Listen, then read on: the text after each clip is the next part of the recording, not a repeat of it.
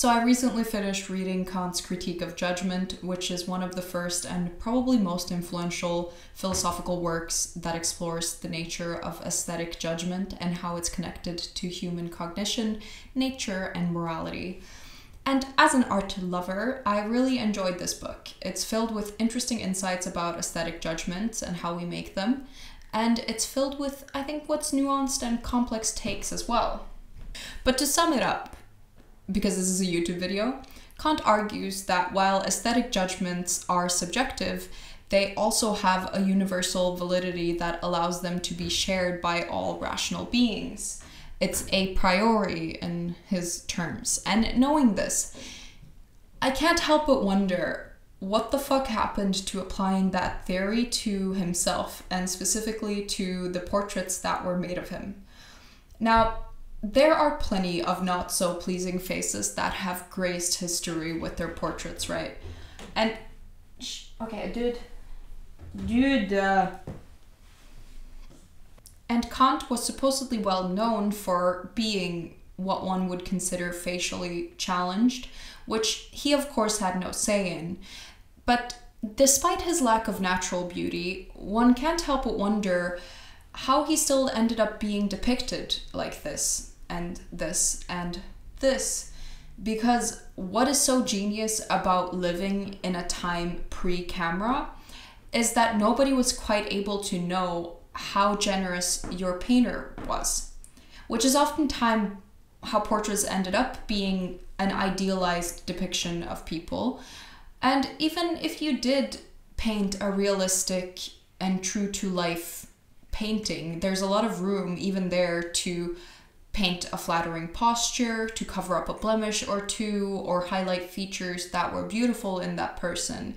And so one has to wonder how in Kant's best known portrait, his forehead takes up more than half the frame. Now, it might very well be true that this man's forehead was large, but you didn't have to paint it at that angle now, did you? Creating a fisheye, creating what I can only explain is a fisheye lens effect before the lens was even invented. And I'm well aware that nowadays we stopped bullying in general, and it's neither becoming nor professional to call people ugly or even comment on their looks at all. And this is probably ableist or whatever, but no matter how politically correct you're trying to be, you cannot tell me with a straight face that this man is not aesthetically challenged. People in general, I think, also seem to agree, because ever since a Wikipedia article updated their picture of Kant to one that was of a better quality, people have been using this picture to depict the man. However, this is not actually a painting of Kant, but of Friedrich Heinrich Jacobi, who's a German philosopher who strongly disagreed with Kant. However, I can't help but sort of find it funny that the innocence of philosophy students, professors, and enthusiasts alike, who simply try to be like as courteous as they possible by picking the only painting of Kant where they think he doesn't look like E.T., even if that painting isn't actually of the man himself. And to be fair to my own judgments as well, from his own theory, when beauty is something that is a priori and universal, he should agree with me that he indeed does not possess it, at least in these depictions of him. And again, if this was just another ugly man in history, I think that's fine. That's nothing new. Just one more man who clearly needs help picking pictures for his Tinder profile, right? It's not a crime to be ugly after all, nor is it a prerequisite to being a great thinker or anything like that, but this is the man who wrote extensively as well about the importance of aesthetic and how it's linked to morality. So he connected aesthetics and morality in many different ways, including the following. He thought that aesthetic experience serves as a preceding for morality, in that the beautiful prepares us to love something, even nature, without interest. The sublime, to esteem it, even contrary to our sensible interest. He also thought that the demand for universal agreement in judgment of the sublime rests on an appeal to moral feelings. He thought that taking a direct interest in the beauty of nature would indicate a good soul and a mental attunement favorable to moral feelings. Beauty serves as the symbol of morality in that a judgment of beauty legislates for itself, rather than being subjected to a heteronomy of laws and experience. Relatedly, feelings of pleasure in the beautiful are analogous to moral consciousness in Kant's work. So, beauty gives a sensible form for moral ideas. This is related both to the view that there is an analogy between the experience of beauty and of moral feelings, and to the view that beauty is the experience of aesthetic ideas. And because of this, the development of moral ideas is the true preparation for taste. So, even though Kant said all of this about the connection between morality and beauty, he didn't say much, in fact, about ugliness.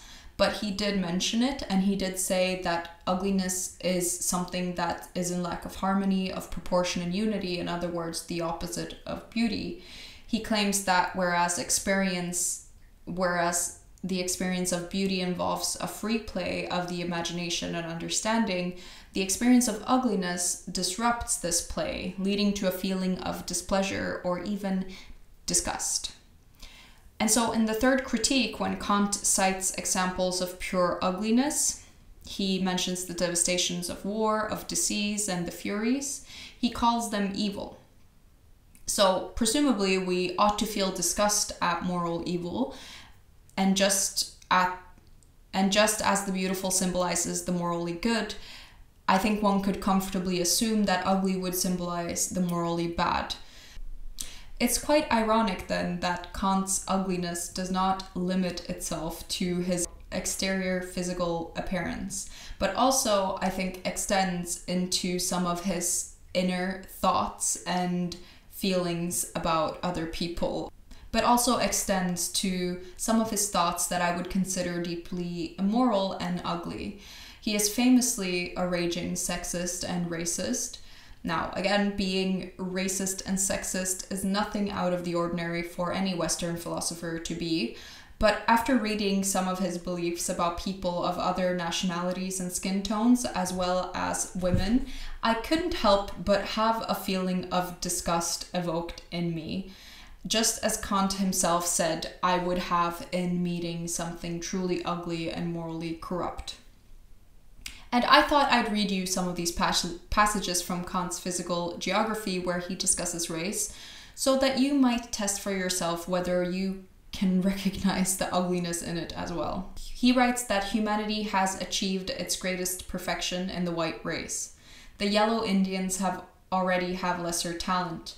The Negroes stand far lower, and the people of America are lowest. And yet his own face quite literally disproves his own theory, and he didn't even try to hide it. And then I want to read from section 3 of his book, Observations on the Feeling of the Beautiful and Sublime, where he writes about women.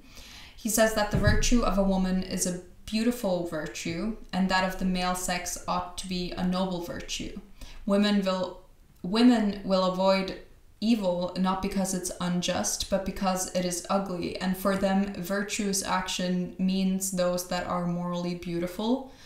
Nothing of ought, nothing of must, nothing of obligation. They do something only because they love to, and the art lies in making sure that they love only what is good. I hardly believe that the fair sex is capable of principles, and I hope not to give offense by this, for these are also extremely rare among the male sex. And despite this no offense remark in the end, it hardly makes his overall statements about the simplicity of women and their capacity for reason and principle any less offensive and ugly. And again, in part 4 of this book, he talks about each national characteristic insofar as they relate to the beautiful and sublime in the same way that he just did for women. And here he takes great care in laying out his nuanced generalization of how Italians care more for the beautiful as well as the sublime, as he puts it. while Englishmen are obviously guided by principle rather than impulses. But then when he gets to Black Africans, he simply states that they possess no finer feelings. And I want to keep and I want you to keep in mind that Kant wrote all of this about other people and countries, yet he never actually left his hometown of Königsberg, nor did he ever marry a woman, so then didn't get to know one in the intimate way that marriage would allow him to.